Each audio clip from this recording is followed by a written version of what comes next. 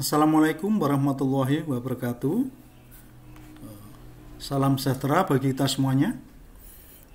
Pada video kali ini kita akan bahas tentang hukum Newton yang ketiga, ya, sebagai kelanjutan hukum Newton pertama, kedua, dan yang terakhir tiga yang kita bahas nih.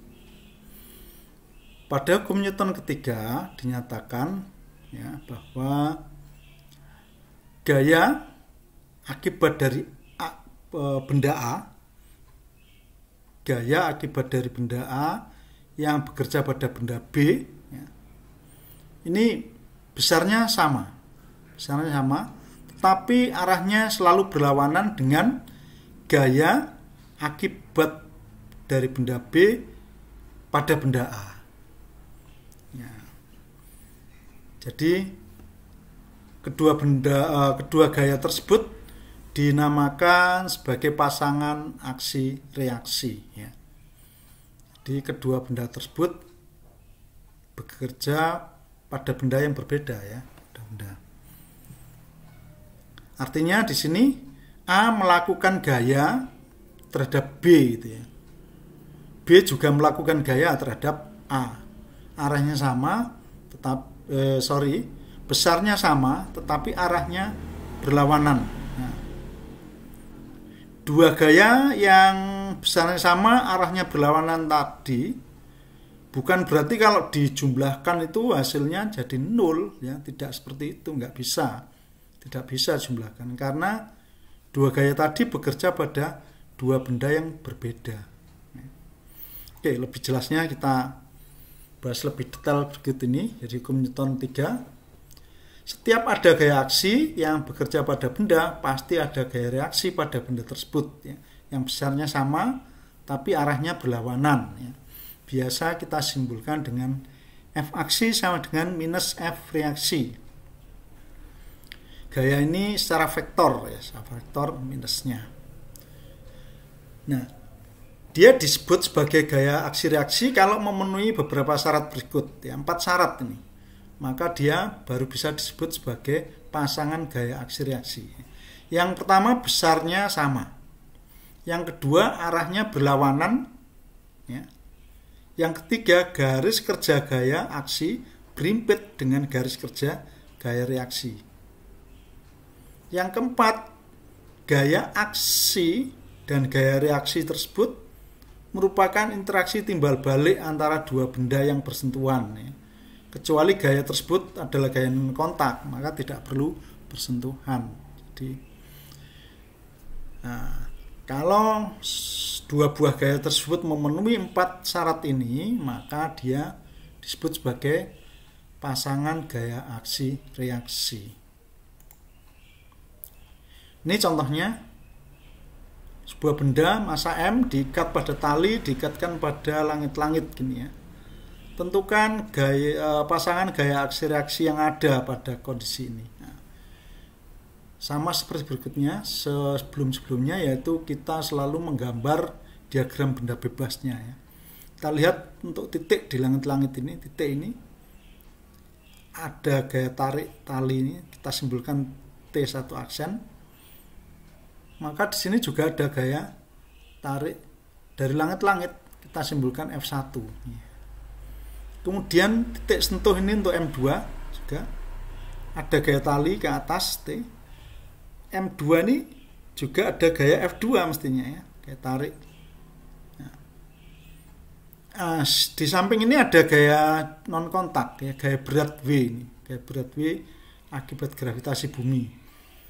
Karena ada gaya berat V, maka bumi juga ditarik oleh M ini, ya, W1 itu kira-kira.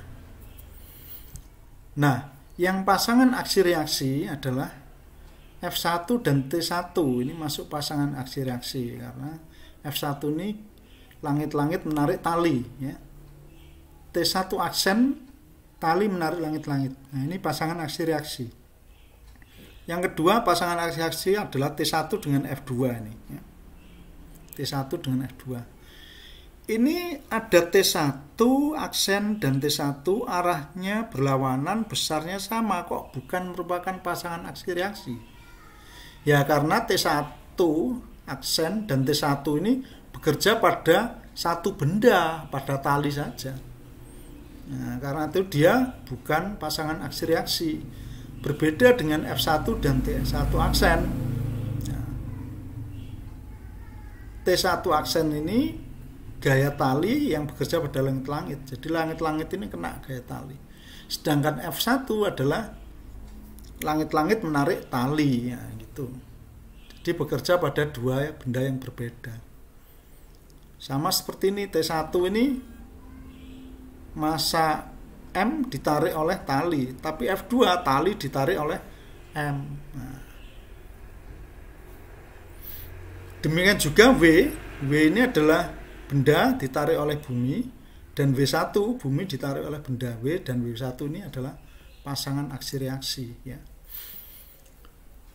Kita lihat contoh di dunia nyata. Seekor ikan yang berenang ini dia mengibas-ibaskan sayapnya. Nah, ini aksi, maka air juga melakukan reaksi, ya. Air yang ini terdorong, akhirnya air mendorong tubuh ikan kanan.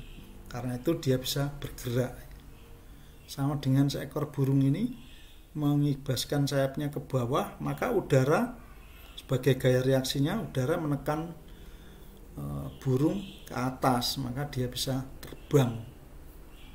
Contoh lagi mobil, ya, mobil ini ada gaya aksi dari roda ini gaya aksi ke kanan, maka reaksinya roda ini gaya aksi ke kiri, ya, kiri, maka gaya reaksinya ke kanan sehingga roda bergerak kanan, ya.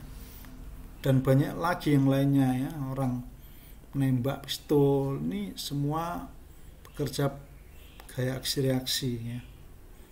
Contoh lagi balon. Nah, balon ini kalau ditekan gini, maka balon menekan udara, ini gaya aksi, sehingga reaksinya udara juga menekan balon.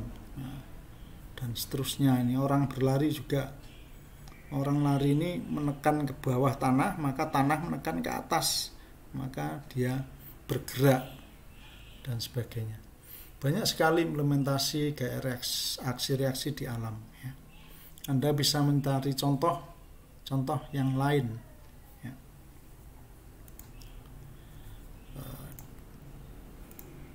Jadi pasangan gaya aksi-reaksi ini merupakan konsep yang penting untuk menyelesaikan masalah, ya. Tapi perlu juga diperhatikan sangat hati-hati, ya. Terutama dua gaya tersebut ini berpasangan bekerja pada benda yang berbeda. Ada benda berbeda. Ya. Kemudian konsep ini hanya berlaku pada kerangka acuan inersial. Ya. Artinya suatu kerangka acuan, satu pengamat yang berada pada kerangka acuan yang tidak mengalami percepatan. Ya. Demikian pembahasan kita untuk hukum Newton ketiga. Sampai sini saya ucapkan terima kasih. Wassalamualaikum warahmatullahi wabarakatuh, dan selamat belajar.